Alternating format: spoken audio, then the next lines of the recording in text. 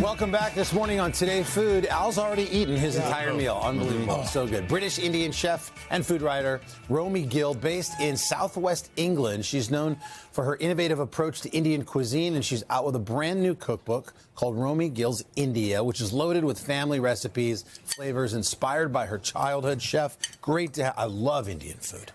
Absolutely love it. When you did the cookbook and you sort of went back into your childhood, what was that process like? What came to mind? I think it's really emotional when you go back to where you were born. It's quite, it gives you goosebumps to see after 25 years where I was born, to go back and meet the people. And there, it was just fascinating and magical at the same time. What were some of the foods you remember from your childhood? Street food. Street food is such a huge part of my growing up.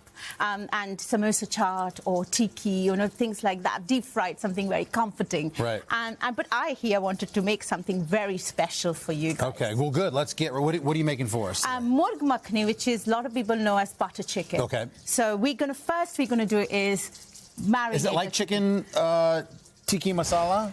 Please, you're different. Different. Yes. Okay. How dare I ask that question? Gosh, I almost got a right hook. So we have a yogurt. Yep. Yogurt is one of those things which tenderizes the meat, but also it catches on the spices really well. So we have ginger and garlic here. Okay. Some nice amount of ginger and garlic to go in, and spices, all the different spices here.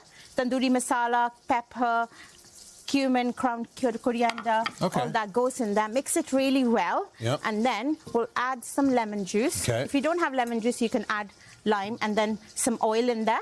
Okay. Mix as well. And is this something you want to do the night before with the chicken to let it marinate? Or yes, you marinate the chicken, keep it in the fridge, cover it, keep it in the fridge for a few hours, Okay. So it gives you a beautiful, beautiful combined together. Okay. And that's how it's marinated here. Wonderfully. That's pretty easy. Easy. I mean, I always think when we go to an Indian restaurant that you can't recreate those bold Indian flavors at home, but I mean, people don't try. They're intimidated by it, but you really can. So here, butter chicken, for the butter chicken, we have butter here melted. Okay. So we'll use some quickly, some nice ginger, garlic. Small amount of tomato paste? Small amount. Tomato paste, yeah, you call tomato paste here. Yeah, what do you call it? Tomato puree. Tomato puree, yeah. Okay. And these Let's call the whole thing off. Sounds better. So these tomatoes are actually blanched, seeds out. Okay. It gives you a better texture and taste to it.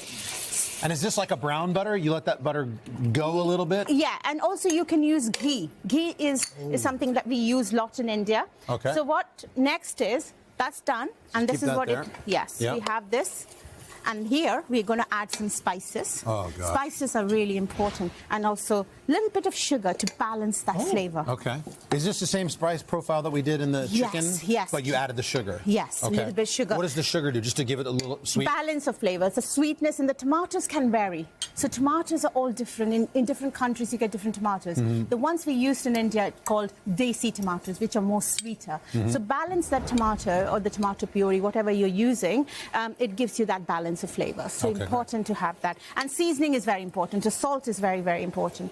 So we have here cashew nuts, which is ground in a blender to make it look like a flour. Okay. So it's like, make sure that it's not a texture. It's just cashews. Just cashews. Okay. So that goes in there.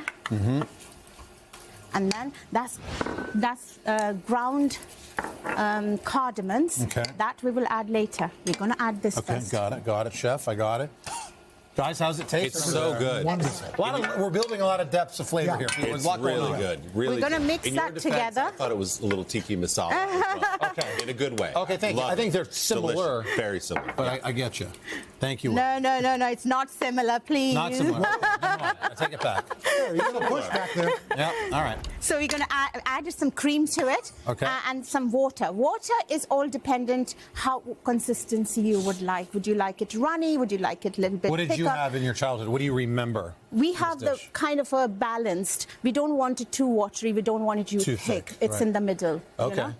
So somewhere between a chili and a watery soup. Yeah. Okay. Thick soup. Yeah. Thick soup, Okay. like, kind of a nice thick soup, Yep. but not too watery either. So we'll let that sizzle, and that is at the end, it comes. And with then it. just give me, is it just rice? Is it a certain type of rice? Or? So it's basmati rice. I think it's always nicer to serve with basmati rice. That's what we're basmati, eating. yeah, okay. Basmati rice and some naan here for you. How is it going? Delicious. What did Thank you stuff the naan with? Stuff the naan with, I think it's got garlic in it. Yes. Yeah, and and also at the delicious. end we sprinkle a little bit of this is the magic. This is the magic herb.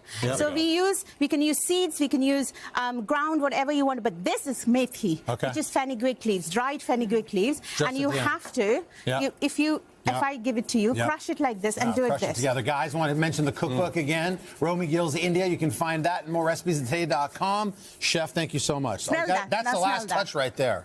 Beautiful.